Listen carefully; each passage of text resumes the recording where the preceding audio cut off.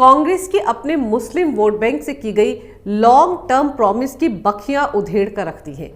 कैसे कांग्रेस ने अपने मुस्लिम वोट बैंक के लिए आतंकवाद के साथ समझौता किया, कैसे आतंकवाद को कभी भी इस्लामिक कट्टरवाद से जोड़कर पेश करने की कांग्रेस ने कोशिश ही नहीं की। मुंबई हमले के तमाम सबूतों को सिर्फ और सिर्फ अपने मुस्लिम वोट बैंक के चलते नकार दिया। कांग्रेस के इस पूरे खेल का ओबामा ने अपनी किताब में ना सिर्फ पर्दाफाश किया है, बल्कि उनके निशाने पर कांग्रेस अध्यक्ष सोनिया गांधी हैं। ओबामा ने अपनी किताब में साफ लिखा है कि कैसे मनमोहन सरकार ने मुस्लिम अपीजमेंट की नीति के चलते मुंबई में हुए सबसे बड़े आतंकवादी हमले तक को नजरअंदाज कर दिया था। 2008 में मुंबई पर हुए अब तक के सबसे बड़े आतंकवादी हमले के लिए जिम्मेदार पाकिस्तान को भारत ने ऐसे क्यों छोड़ दिया? क्यों पाकिस्तान पर हमला नहीं किया गया था? इस सवाल का जवाब अमेरिका के पूर्व राष्ट्रपति बराक ओबामा ने अपनी इस किताब अ प्रॉमिस्ड लैंड में दिया है। 26/11 के इस आतंकवादी हमले ने न सिर्फ पूरे देश को बल्कि दुनिया को हिलाकर रख दिया था। इस हमले को पाकिस्तान के आतंकवादी संगठन लश्कर-ए-तैयबा के 10 आतंकवादियों ने अंजाम दिया था, जो पाकिस्तान से समंदर के रास्ते मुंबई में दाखिल हुए थे। इस हमले में करीब 250 बेगुनाह लोग मारे गए थे, जबकि मुंबई पुलिस, एटीएस और एनएसजी के 11 जवान भी इस हमले में शहीद हुए थे। 12 साल पहले हुए इस हमले को पाकिस्तान ने बहुत ही सुनियोजित तरीके से अंजाम दिया था। हमले के दौरान इन आतंकवादियों को सैटेलाइट फोन पर पाकिस्तान में बैठे उनके आका लगातार गाइड भी कर रहे थे। हमले के तुरंत बाद भारतीय खुफिया एजेंसियों को इस बात के पुख्ता सबूत मिल गए थे कि इस हमले के पीछे पाकिस्तान की फौज और वहां की खुफिया एजेंसी ISI का भी हाथ था। इस पुख्ता जानकारी के पीछे हमले में जिंदा पकड़े गए एकमात्र आतंकवादी अजमल कसाब की तरफ से दिया गया इकबालिया बयान, कराची के कंट्रोल रूम में बैठे लश्कर-ए-तैयबा के आदमी और मुंबई हमलावरों के बीच पकड़ी गई कई घंटों की बातचीत थी। इतने सारे सबूत मिलने के बाद जहां पूरा देश पाकिस्तान से बदला लेने की आग में जल रहा था, वहीं उस वक्त की मनमोहन सरकार ने पाकिस्तान के खिलाफ किसी भी तरह की सैन्य कार्रवाई से साफ इनकार कर दिया था। तब हर तरफ मनमोहन सरकार के इस लचीले रवैये पर कई सवाल उठे थे। क्यों पाकिस्तान की इस बड़ी हिमाकत को भारत ने नजरअंदाज कर दिया? अब करीब 12 साल गुजर जाने के बाद अमेरिका के राष्ट्रपति बराक ओबामा ने अपनी किताब में इस सवाल का जो जवाब दिया है, वो वाकई बेहद चौंकाने वाला है। उन्होंने लिखा है कि मुंबई हमले के बाद मनमोहन सिंह बहुत डर गए थे।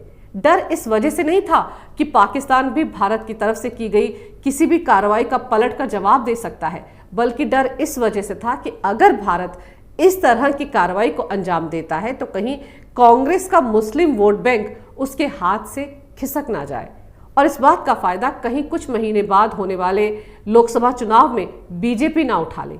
जी हां, सही सुना आपने। बराक ओबामा ने अपनी किताब में लिखा है कि सोनिया गांधी, जो कि उस वक्त यूपीए की चेयरपर्सन थी, उन्हें ये कतई गवारा नहीं था कि इस आतंकवादी हमले को इस्लामिक कट्टरवाद और पाकिस्तान के साथ जोड़कर पेश किया जाए। सोनिया गांधी पाकिस्तान पर किसी भी तरह की कार्रवाई करने के पक्ष में नहीं थी। उन्हें डर था कि ऐसा करने से कांग्रेस अपने मुस्लिम वोट बैंक से हाथ धो बैठेगी और इसका सीधा सीधा फायदा बीजेपी को होगा।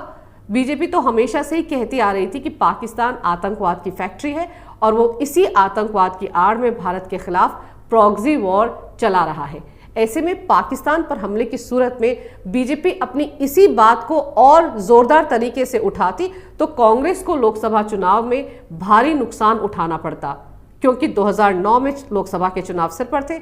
ऐसे में कांग्रेस, जो 2009 का चुनाव भगवा आतंकवाद के मुद्दे पर लड़ने का मन बना चुकी थी, वो पाकिस्तान पर हमला करके आ बैल मुझे मार नहीं करना चाहती थी और इसीलिए अपने मुस्लिम वोट बैंक को एकजुट रखने के चलते उस वक्त की मनमोहन सरकार ने अपने फायदे के लिए न सिर्फ देश के मान सम्मान को ताक पर रख दिया, बल्कि देश की सुरक्षा के साथ भी एक समझौता कर लिया। सिर्फ और सिर्फ मुसलमानों को खुश करने के लिए, उनके वोट हासिल करने के लिए इतने बड़े आतंकवादी हमले पर मनमोहन सिंह खामोश रहे और इसीलिए बराक ओबामा ने अपनी किताब में मनमोहन सिंह को एक डरा हुआ प्रधानमंत्री बताया है। ये तो वो तथ्य हैं जिनका खुलासा बराक ओबामा ने अपनी किताब में किया है। लेकिन कांग्रेस ने ऐसा क्यों किया? क्यों कांग्रेस को इस हमले में पाकिस्तान का कनेक्शन नजर ही नहीं आया? क्यों कांग्रेस ने इतने बड़े गुनाह के लिए भी पाकिस्तान को बख्श दिया? क्यों कांग्रेस पर पाकिस्तान के प्रति नरम रवैया रखने का आरोप लगता है? इस खेल को पूरा समझने के लिए आपको 2006 और 2007 में हुए कुछ आतंकवादी हमलों को जहन में रखना होगा। गौरतलब है कि यूपीए 1 सरकार के गृह मंत्री पी चिदम्बरम ने 2006 में महाराष्ट्र के मालेगांव में बम धमाके, हरियाणा में समझौता एक्सप्रेस में धमाका, हैदराबाद में मक्का मस्जिद में धमाका और 2007 में अजमेर शरीफ दरगाह पर हुए बम धमाकों के बाद भगवा आतंकवाद का जुमला उछाला था। मालेगांव धमाके के बाद तो मनमोहन सरकार ने कथित हिंदू आतंकवाद के नाम पर साध्वी प्रज्ञा, कर्नल पुरोहित, स्वामी असीमानंद को महाराष्ट्र एटीएस ने गिरफ्तार भी किया था। किस तरह से उन सबको प्रताड़ित किया गया था ताकि वो ये बात कबूल कर लें कि वो ऐसे हिंदू संगठन से जुड़े हैं जो आतंकवादी हमलों को अंजाम देता है। आज इस साजिश का पूरी तरह से पर्दाफाश हो चुका है। खुद साध्वी प्रज्ञा, जो आज भोपाल से बीजेपी सांसद है, उन्होंने कितनी बार अपना दर्द बयां किया है। जरा सोचिए, इस भगवा आतंकवाद की थ्योरी को सच साबित करने के लिए कांग्रेस की यूपीए सरकार ने उस समय महाराष्ट्र पुलिस और महाराष्ट्र एटीएस, एनआईए समेत कई खुफिया एजेंसियों का किस तरह से बेजा इस्तेमाल किया था। मुंबई पर हमला करने आए सारे पाकिस्तानी आतंकवादियों के हाथ पर कलावा बंधा हुआ था और उनके पहचान पत्र भी हिंदू नाम से बनाए गए थे, जिनमें पता भी बेंगलुरु का लिखा हुआ था। यानी हिंदू आतंकवाद की जो थ्योरी यहाँ कांग्रेस के नेता भारत में ना सिर्फ घड़ रहे थे बल्कि उसे एस्टैब्लिश करने में भी पूरी ताकत लगाए हुए थे, उसी थ्योरी को अमल में लाने के लिए, अपने फायदे के लिए, भुनाने के लिए पाकिस्तान भी लगा हुआ था। पाकिस्तान ने जिन 10 आतंकवादियों को भारत में भेजा था वो सारे के सारे हिंदू पहचान पत्र के साथ, हिंदू नामों के साथ भारत में दाखिल हुए थे। यानी अगर अजमल कसाब जिंदा ना पकड़ा जाता तो शायद पाकिस्तान दुनिया में ये साबित करने में कामयाब हो जाता कि मुंबई हमले को हिंदुस्तान के भगवा आतंकवादियों ने ही अंजाम दिया है।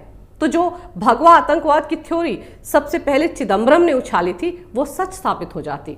वो तो भला हो शहीद तुकाराम ओमले का, जिन्होंने अपनी जान की बाजी लगाकर कसाब को जिंदा पकड़ लिया था।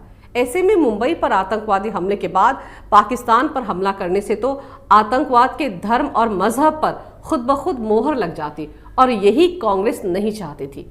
इसके बाद यूपीए 2 में गृह मंत्री का प्रभार संभालने वाले वरिष्ठ कांग्रेसी नेता सुशील कुमार शिंदे ने भी 2013 में विवादित बयान देकर चिदम्बरम की भगवा आतंकवाद की थ्योरी को फिर चर्चा में ला दिया था। उन्होंने बीजेपी और आरएसएस पर भगवा आतंकवाद फैलाने के लिए आतंकवादी प्रशिक्षण शिविर चलाने का आरोप भी मढ़ दिया था। उन्होंने जयपुर में कांग्रेस के सम्मेलन में कहा था कि जांच के दौरान रिपोर्ट आई है कि बीजेपी और आरएसएस आतंकवाद फैलाने के लिए आतंकवादी प्रशिक्षण शिविर चलाते हैं। गौर करने वाली बात तो यह है कि शिंदे के इस बयान के करीब 1 महीने बाद राहुल गांधी ने यहां तक कहा था कि इस्लामिक आतंकवाद से ज्यादा बड़ी चुनौती हिंदू आतंकवाद है। मजेदार तो यह है कि 26/11 के मुंबई आतंकवादी हमले को भगवा आतंकवाद से जोड़ने की सारी साजिश भी हो चुकी थी और इसके लिए विवादित पत्रकार अजीज बर्नी ने तो बाकायदा 26/11 आरएसएस की साजिश इस शीर्षक से एक किताब तक लिख डाली थी। और मुसलमानों को खुश करने के लिए कांग्रेस के वरिष्ठ नेता दिग्विजय सिंह ने तो 4 कदम आगे बढ़कर इस किताब का विमोचन भी कर दिया था।